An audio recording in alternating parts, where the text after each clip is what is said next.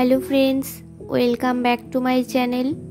আজ আমি তোমাদের সাথে শেয়ার করব চাইনিজ ভেজ ফ্রাইড রাইসের রেসিপি। ফ্রাইড রাইসের জন্য এখানে আমি সমস্ত ভেজিটেবলগুলোকে কেটে নিয়েছি।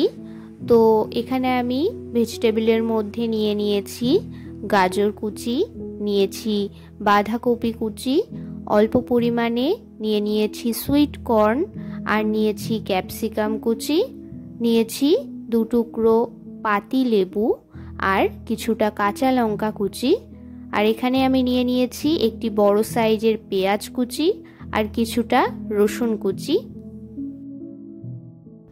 তো আমি এখানে আমার পছন্দ মতো সমস্ত ভেজিটেবলগুলোকে এক জায়গায় নিয়েছি। আর এখানে এবার ফ্রাইড রাইসের জন্য চালটাকে ভালোভাবে পরিষ্কার করে জলে ধুয়ে নেব। এখানে 500 গ্রামের মতো বাসমতি চাল নিয়ে নিলাম। তো চালটাকে 2-3 বার ভালোভাবে জল পাল্টে পরিষ্কার করে ধুয়ে প্রায় 30 মিনিটের মতো জলে ভিজিয়ে রাখবো।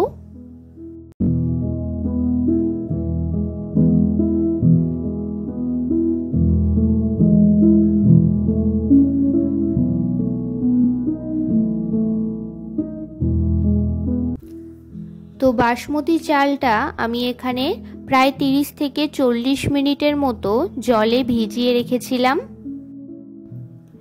এবার সবার প্রথমে ফ্রাইড রাইসের জন্য ভাতটা করে নেব। তো গ্যাসে আমি একটি পাত্র গরম করে নিয়েছি। এর মধ্যে পর্যাপ্ত পরিমাণে দিয়ে দেব জল। জলটা কিছুটা গরম হয়ে আসলে এর মধ্যে দিয়ে দেব 1 থেকে 1.5 চামচের মতো নুন, আর দিয়ে দেব 2 চামচের মতো সাদা তেল। তো জলটা যখন আরও কিছুটা ভালোভাবে গরম হয়ে আসবে তখন এর মধ্যে দিয়ে দেব আগে থেকে ভিজিয়ে রাখা বাসমতি চাল। তো চালটা গরম জলের মধ্যে দিয়ে ঢেকে দেব আর ফুটিয়ে নেব ভালোভাবে।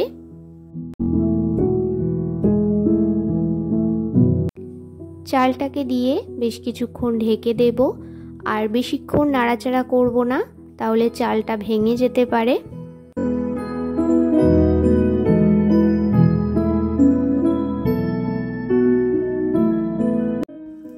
ফ্রাইড রাইসের জন্য এখানে চালটাকে আমি 80 থেকে 90% মতো কুক করে নেব। তো চালটা যখন ভালোভাবে ফুটে উঠবে তখন কিছুক্ষণ পর দেখে নেব যে চালটা কতটা পরিমাণে কুক হয়েছে।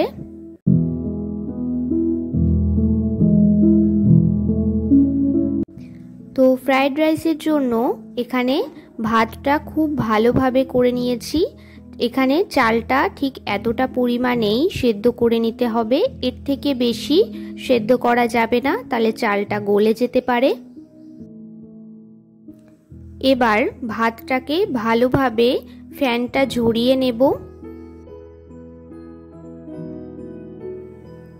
এর মধ্যে দিয়ে দেব বেশ অনেকটা পরিমাণে ঠান্ডা জল।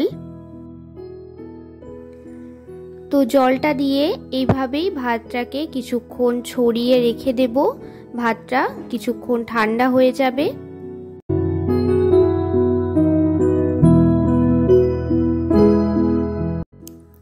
এবার ফ্রাইড রাইসের জন্য ভেজিটেবলগুলোকে ভালোভাবে ভেজে নেব। তো তার জন্য আমি গ্যাসে একটি পাত্র গরম করে এর মধ্যে দিয়ে দিয়েছি কিছুটা পরিমাণে সাদা তেল। তেলটা গরম হয়ে গেলে এর মধ্যে রসুন কুচি দিয়ে কিছুটা ভেজে নেব।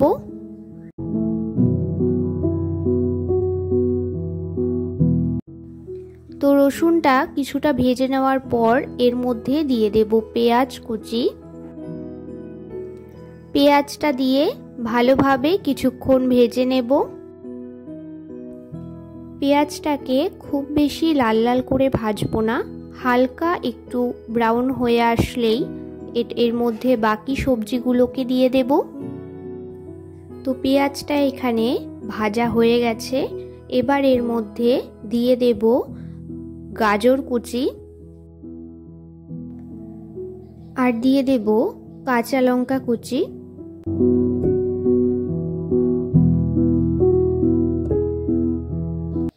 তো গাজর ও কাঁচা লঙ্কাটা কিছুক্ষণ ভেজে এর মধ্যে বাকি সবজিগুলোও দিয়ে দেব।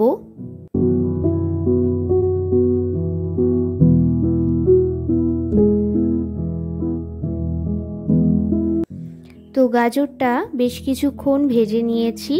এবার এর মধ্যে দিয়ে দেব বাঁধাকপি কুচি, ক্যাপসিকাম কুচি আর দিয়ে দেব সুইট কর্ন। তো সব সবজিগুলো দিয়ে এবার ভালোভাবে আরও কিছুক্ষণ ভেজে নেব। সবজিগুলো বেশ কিছুটা ভেজে নিয়েছি। এবার এর মধ্যে মশলাগুলো অ্যাড করে দেব। সবার প্রথমে দিয়ে দেব স্বাদ মতো নুন। নুনটা দিয়ে ভালোভাবে সবজির সাথে মিশিয়ে 2 থেকে 3 মিনিটের মতো একটু ঢেকে দেব।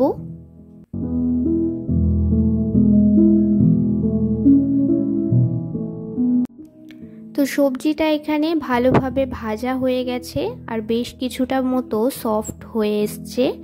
এবার এর মধ্যে দিয়ে দেব 1 থেকে 2 চামচের মতো সয়া সস।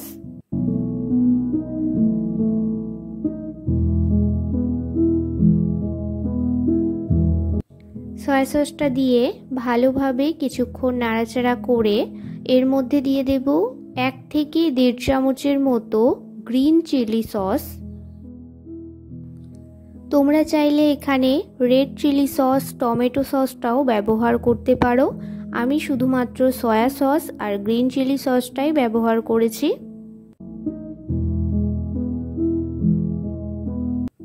এবার এর মধ্যে আগে থেকে করে রাখা বাসমতি চালের ভাতটা দিয়ে দেব।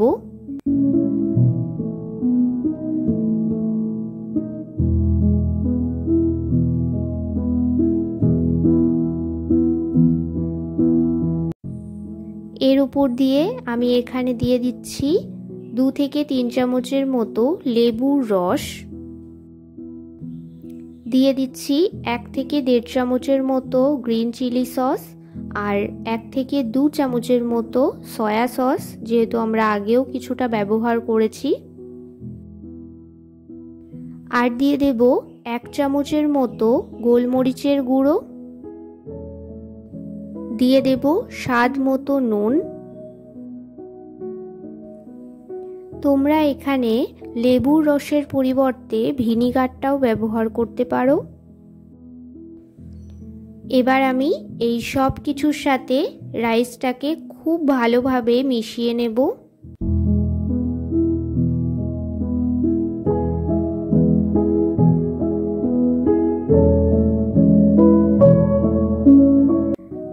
তো সব কিছু ভালোভাবে মেশানো হয়ে গেলে তোমরা একবার নুনটা চেক করে নিতে পারো। আর এখানে তোমরা চাইলে কিছুটা চিনি অ্যাড করতে পারো। আমি এখানে চিনিটা অ্যাড করছি না। যদি তোমরা টমেটো সস বা ভিনিগারটা ব্যবহার করো তাহলে এখানে কিছুটা চিনি অ্যাড করে দিও। তো সব কিছু ভালোভাবে মিশিয়ে কিছুটা ফ্রাই হয়ে যাওয়ার পরেই রাইসটাকে আমরা নামিয়ে নেব। তো এই রাইসের সাথে আমি সার্ভ করেছি পনিরের একটি ভেজ রেসিপি।